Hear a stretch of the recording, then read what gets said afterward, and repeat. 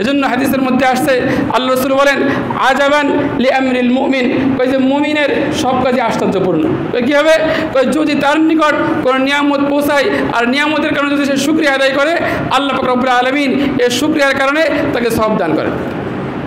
এরপর বলেন যদি তার নিকট কোনো বিপদ আপদ পৌঁছায় আর বিপদ আপদে সে যদি ধৈর্য ধারণ করে, তাহলে আল্লাহ পাক রব্বুল আলামিন এর বিনিময়ে তাকে কী করেন?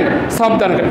অতএব একজন মুমিনের জীবনে এটা আপনার বিপদ আপদ এটা প্রকৃত ব্যর্থতা না, আর একজন মুমিনের জীবনে ভালো কিছু সম্পদ হয়ে যাওয়া এটাও প্রকৃত সফলতা না, বরং জীবনটা হচ্ছে ওই দূরপাল্লার দৌড়ের মতন।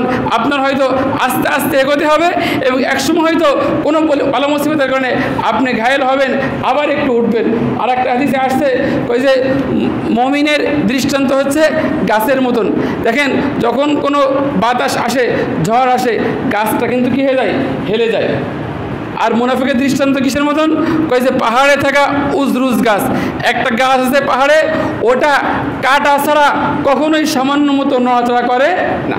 তার মানে কই যে মুনাফিকের জীবনে, খারাপ লোকের জীবনে বিপদ আপদ কম আসে, ভালো লোকদের জীবনে, মুমিন বান্দার জীবনে বিপদ আপদ কী আসে?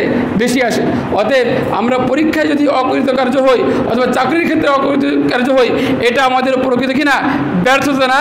এই কারণেই, বরং এই টেন্ডেন্সির কারণেই আজকে বড় একটা অংশ আত্মহত্যা করেছে।